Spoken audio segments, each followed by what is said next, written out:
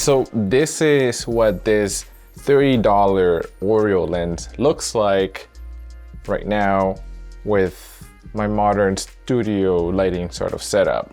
And as you can tell, it kind of looks different. It has some character and a lot of flaws and imperfections, but I think that makes it actually quite interesting and fun to play with. So the quality of this lens kind of sucks by today's standards, but that's actually a good thing. I've actually enjoyed quite a lot shooting with this lens, and I'll be telling you the reasons why in just a bit. And hopefully one of those reasons will speak to you and help you to determine whether you should pick up one of these lenses for yourself. This lens that I have here is made for Sony E-mount cameras, but they make different versions for other mounts as well. I'll link them all in the description below. So this lens that I'm talking about today, I actually just picked up myself and I paid for it myself, so no one's sponsoring this video or nothing like that. And you might have seen this lens around on the internet under different names or different brands. Just know that it's probably being drop shipped by different companies who are probably renaming this as a different lens. And this lens is also not an official Oreo lens because that's a trademark and copyright and all of that. So it just looks like an Oreo cookie, but it's not an Oreo lens. So before we continue, let's switch back to my other lens. This lens is a 32mm lens with an aperture of f10, and that's it. And yeah, there's nothing much else to it. So super basic, pretty simple. It's made for full frame cameras, but you can also adapt it and use it with APS-C crop sensor cameras as well. So there is no autofocus or manual focus switch. There is no focusing ring. There is no aperture ring, nothing. Actually, this lens is so thin, you could probably mistaken it for a lens cap. And it also weighs and sounds like a lens cap too. The entire thing is made of plastic. Even the mount is made of plastic, not like metal, unlike other lenses. There is no lens cap that can be attached to this lens, and there are no threads here at the front, so you can't attach any ND filters or other filters just by screwing them on. You probably have to figure out a contraption for that. But if you're getting this lens, you probably don't want to bother with all of that stuff because you're getting this to play around with it to get that specific look. And even if you had threads in this tiny thing, I don't think they make any even step-up filters that are this small. So this is actually a repurposed lens from a disposable film camera, which is a great idea to just attach it into some sort of plastic encasing like this to allow people like us to get that sort of vibe and look using modern day mirrorless cameras. And it's a great way as well to give a second life to this tiny little lens. So let me talk about a few of the reasons why I picked up this lens and a few reasons why you might consider getting one too. The last one is my favorite one because it really brings you back to the basics and the foundations of photography. First, Oreo cookie reason.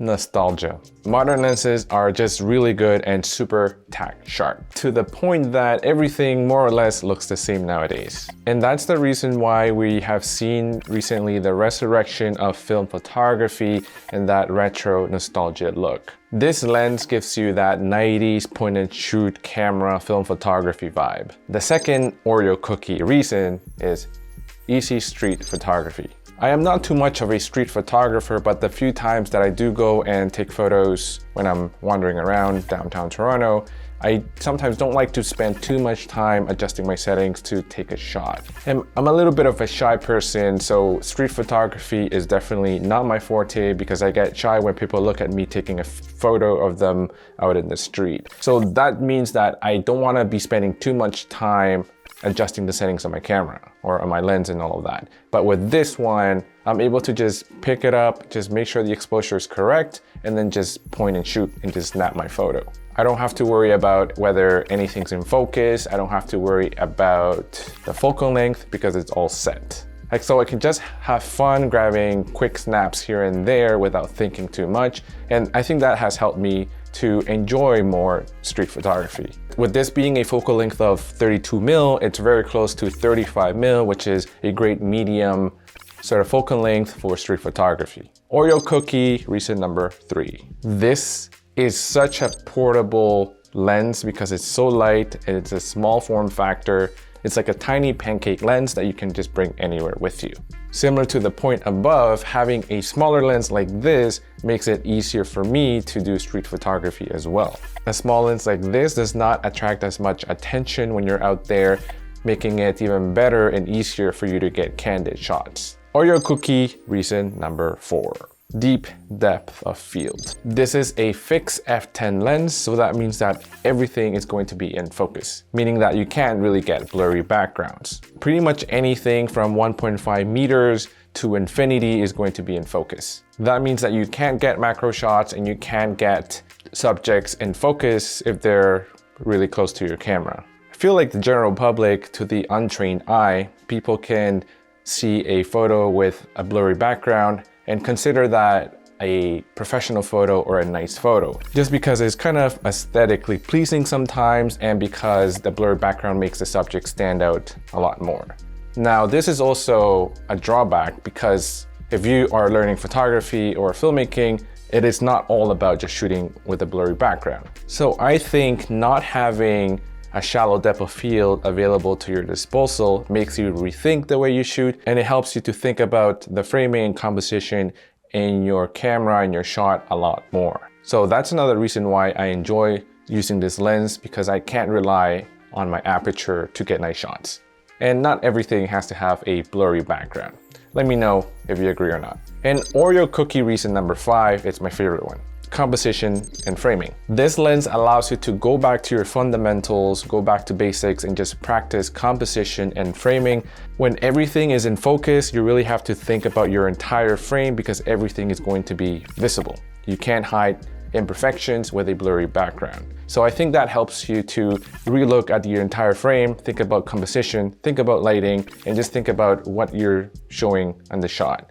And for the time that I've had this lens, this reason has made it a little bit more fun for me to go out and just take photos of anything. So next, I'm just gonna briefly talk about the optical performance of this lens.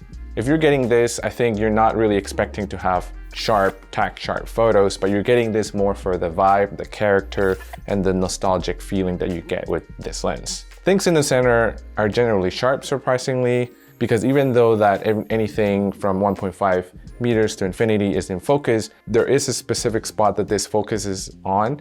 I'm not sure what it is, but it does look like in certain photos, certain things that appear to be sharper than others depending on their distance to this lens. There is some pincushion distortion, but again, I think that just adds to the character of the lens. So chromatic aberration is actually pretty bad, but at the same time, it adds in giving this lens that 90s character.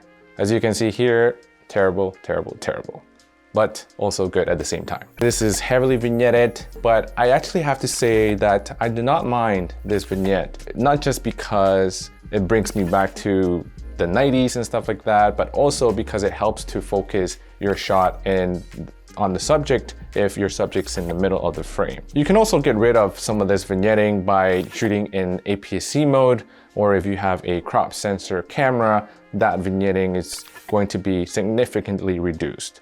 Here are some photos comparing similar photos framed the same, but one shot on a full frame camera and one in crop sensor mode. You can see that the vignette starts to disappear a little bit and is not as heavy.